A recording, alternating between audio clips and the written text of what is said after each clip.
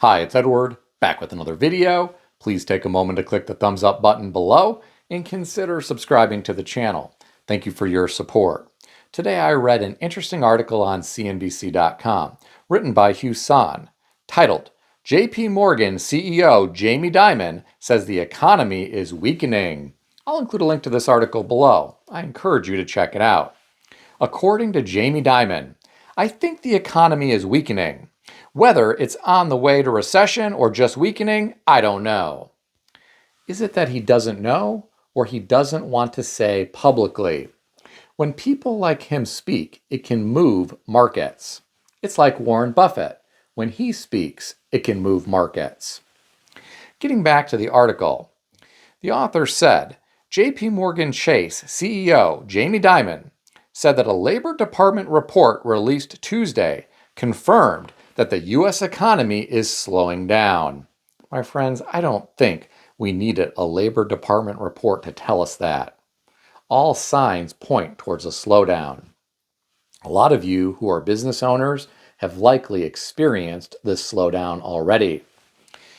The author goes on to say, the department revised lower its non-farm payroll data for the year through March 2025 by 911,000 jobs from initial estimates. That was on the high side of Wall Street's expectations for a downward shift in the biggest revision in more than 2 decades. You have to wonder how they could have gotten this so wrong. Jamie Dimon goes on to say, there's a lot of different factors in the economy right now, citing the weakening consumer and still robust corporate profits. We just have to wait and see. My friends, these robust corporate profits often occur because consumers are paying more and getting less. Sometimes they're paying more and getting the same, though. Sometimes these corporate profits are made on the backs of hard-working employees, many of whom are working for the same money, but they're being told to do more. I'm sure some of you who work for an employer may know exactly what I'm talking about. I'm going to share with you a comment from a video that I posted yesterday. One of these commenters said, a few paralegals and corporate professionals are out doing DoorDash, Spark, Uber, and Instacart.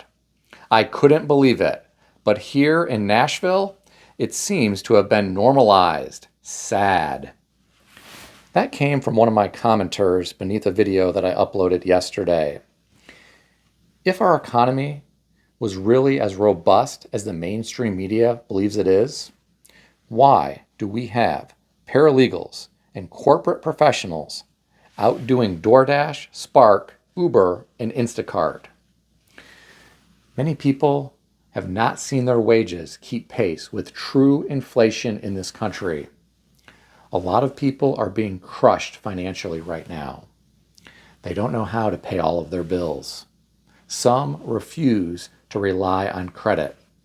So they're working these part-time jobs in order to bring in more income. This has to be tough for some everyday Americans. Getting back to the article, the author references Jamie Dimon again. The Federal Reserve will probably reduce its benchmark interest rate at its next meeting later this month, though that might not be consequential to the economy. I tend to agree with Jamie Dimon. If the Federal Reserve does a 50 basis point cut, I don't think that's going to be felt by many Americans. A lot of Americans right now are really struggling in this higher interest rate environment.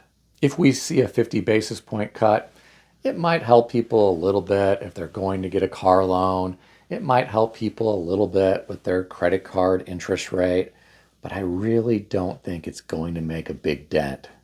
I personally am more worried about long-term rates. Long-term Treasury yields are influenced by what investors expect for the future economy, including future inflation and Fed policy, along with economic outlook. When economic confidence is high, demand for safer long-term assets like Treasuries may decrease, pushing yields up. Also, broader factors need to be taken into consideration. Factors like geopolitical risks, supply and demand for bonds, and credit risk. Well, my friends, do you know what's going on right now? Governments around the world are shying away from long-term treasuries and they're hoarding gold. Look at what has happened with the price of gold recently. It is unbelievable. So you have to wonder, do these other governments have faith in the United States, or do they have faith in gold? I'll let you answer that question in the comment section below. I read another interesting article today. This one was put out by the Wall Street Journal and written by Joshua Kirby, titled, "American Workers Feel Less Confident About Finding a Job." I'll include a link to this article below. I encourage you to check it out.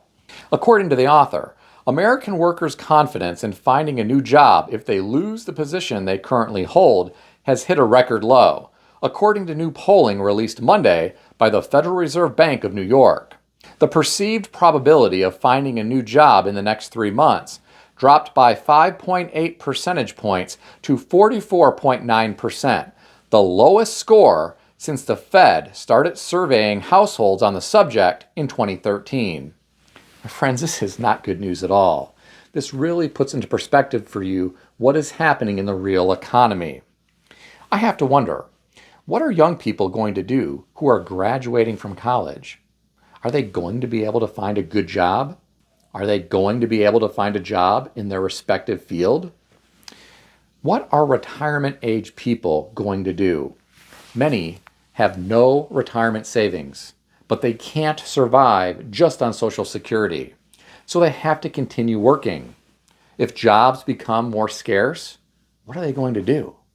How are they going to afford rent or their mortgage payment? How are they going to afford to deal with the rising cost of groceries? You really have to wonder how some of these retirement age people are going to fare if we enter an ugly recession at some point. I have to wonder what breadwinners are going to do when they have to support an entire family. If you have a lot of hungry mouths to feed, that becomes very difficult to do if our job market softens, especially if your hours at work are reduced or you lose your job completely. With the job market the way it is, who's going to continue to buy these expensive trucks and SUVs that many manufacturers continue to pump out? Some of these things are $70,000, $80,000, $90,000 or more. Who's buying these? I really wish some manufacturers would get back to basics. Stop making these big trucks and SUVs and start manufacturing reliable entry-level transportation for everyday people, something that costs less than $20,000 and is attractive, reliable, good on fuel, and easy to maintain. The problem is manufacturers aren't doing this. They keep cranking out these very expensive vehicles. The average new vehicle in America is approaching $50,000. I refuse to pay that much money for a new vehicle, which is why I'm still driving my 2004 Toyota Camry with 442,000 miles on the odometer. I have to wonder who's going to continue buying some of these $500,000 starter homes in some areas of the country. I also have to wonder who's going to buy all of these new iPhone 17s that were officially announced today by Apple. I looked it up online, and if you were to get an iPhone 17 Pro Max 2 terabyte, it would be approximately $2,000. Unbelievable. Don't get me wrong, some Americans will go out and finance these devices because they simply have to have it. Many will not pay cash for one of these new iPhone 17s. When I went into the Verizon store to purchase my iPhone, I wanted to pay cash. They had absolutely no deals for a cash-paying customer. Every deal they had was for someone who wanted to get into some type of finance plan. I couldn't believe it. How times have changed here in America. I'm curious what you think about all this. Share your thoughts in the comment section below. If you enjoyed this video, consider subscribing to the channel. I want to extend a special thanks to everyone who has subscribed to this channel. I want to also thank all of my channel members. If you would like to become a channel member, there is a link in the description beneath this video. You can read more about the different membership levels. Please also check out some of the great books I suggest you consider reading in the description below. I've included Amazon affiliate links to these books. As an Amazon associate, I earn from qualifying purchases. Stay healthy and wealthy. I'll see everyone in the next video.